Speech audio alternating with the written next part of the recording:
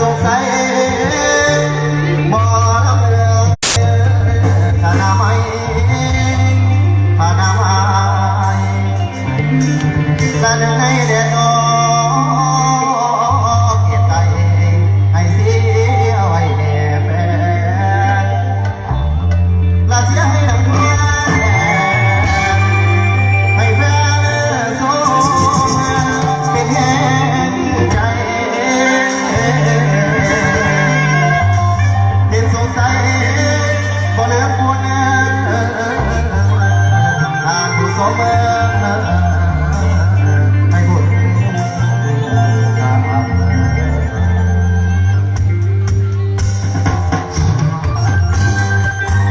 แล้วพี่บอกมาแล้วเด้อ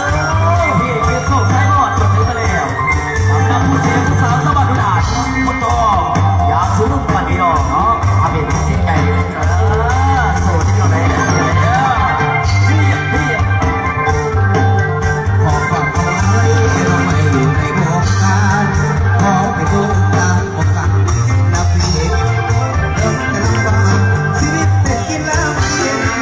ขอความรู้สึกขอแค่ให้สุขตาสวัสดีพี่น้องคอยเอาแม่มาเสียก่อนคนเล่นกันคอยจะว่าคอยอยู่ว่าให้สักวันจะเป็นตรงต้องการให้สักวันจะเป็นตรงต้องการแล้วก็น้องจะหลบที่อ่อนก็ดันที่อ่อนหลับตาขอฝากผลงานลูกหลานขอเสียงดีเสียงลำพันธ์เป็นให้ในความเหงาขอให้มีสุขขอจึงคอยผ่อนเราขอวันเดียวมาเสียดี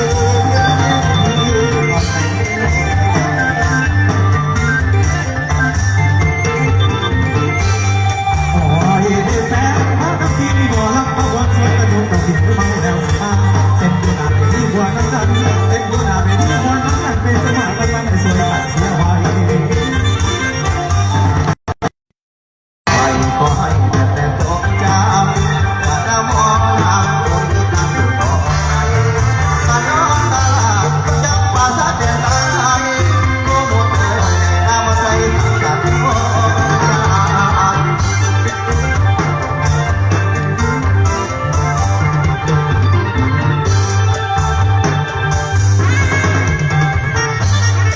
โอ้ยน้องแฟนขอวัดพระที่การที่งานที่มามาเรียนอาวันใส่ยินดีเอา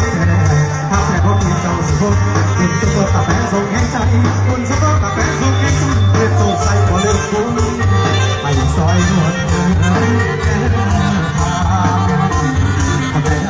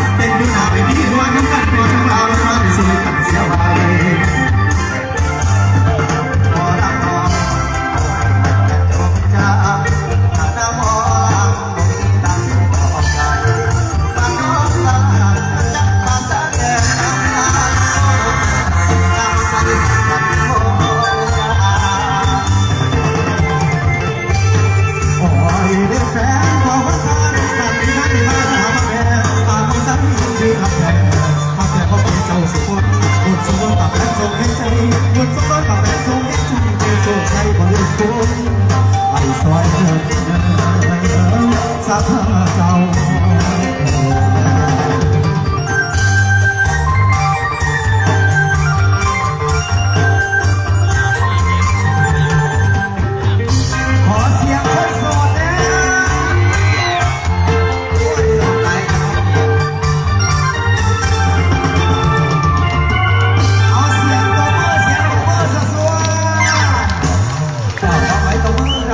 ร่ำรวยถือหวยเลยเบิดกันสุคนเกิดเจ็บจะได้ใครยามีผู้ใดบ่ตกก็คอยจนไปมันหนักสิหานี่เองหรอก เจ้าต้องขอบคุณขอบคุณขอบคุณขอบคุณบอกที่เด็กแล้วกันในFCกันเสียบ้องสุคนกันเพลงเพี้ยนมาลำของเรามาลำเป็นสงสัยพอดีการจริงๆบอกอันนั้นหน่อยนะถ้าสิขอปากเครื่องปากตัวได้ไหมจะดีแน่ โอ้ลงมาเมียเขามาสั่นโดยสินค้าถ่ายมาก็บอกโดยเอาการที่มาซีดิวของเปาเรากับของกาเป็นการศึกษาดีพี่น้องบาเท่าพุทธสุขุสกุลเนาะเพราะว่าสิเป็นบ้านแก่สิกินแท้ปัจจัยแค่ต้องมาบรรณาสายตาเนาะพี่น้องสักคุณพ่อของคุณพ่อเอาพอมีมอบให้คุณนะนั่นคือมาสีสมพูคุณนะหน้าตาล่อๆคุณ ก่อนอื่นขอบกราบสวัสดีพี่น้องสร้างบ้านของบัสบูสุพจน์เนาะสำหรับหลานเองว่าในมือนี้กับผมมีอย่างมาฝากพี่ต่อน้องกับเป็นแต่เสียงร้องและเสียงดังสำหรับหลานเองกับมีนามว่าน้องสีไส้เนาะ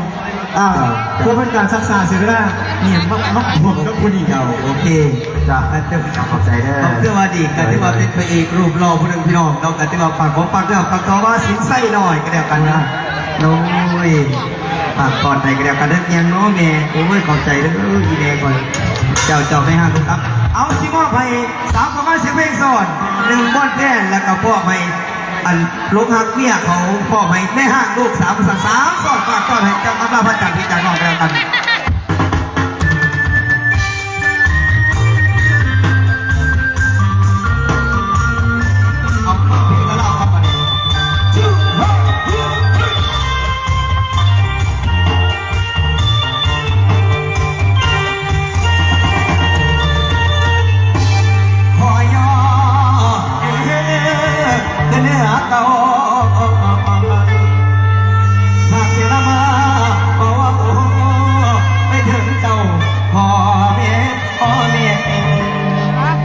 และถึงโยกไก่กระตามแต่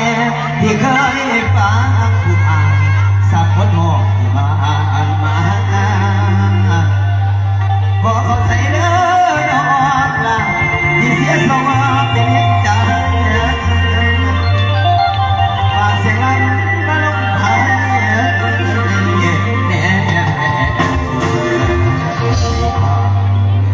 เอาหมอมาเนี่ย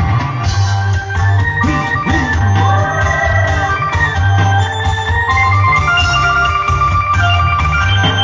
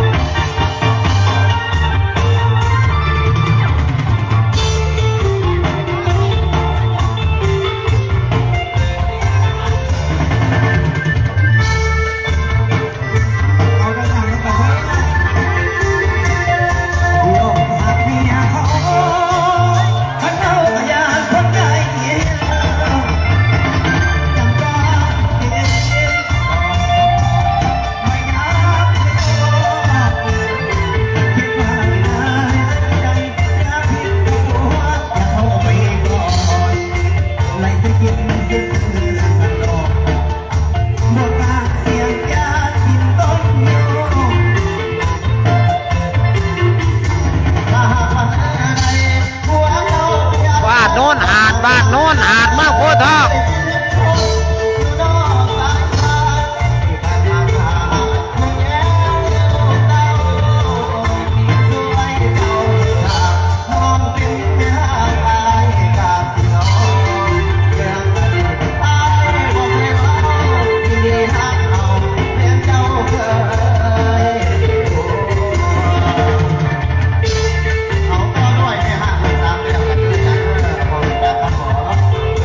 ขอเสียงของห่างนะเออเนี่ยลูกสาวคนนี้ยาวเลย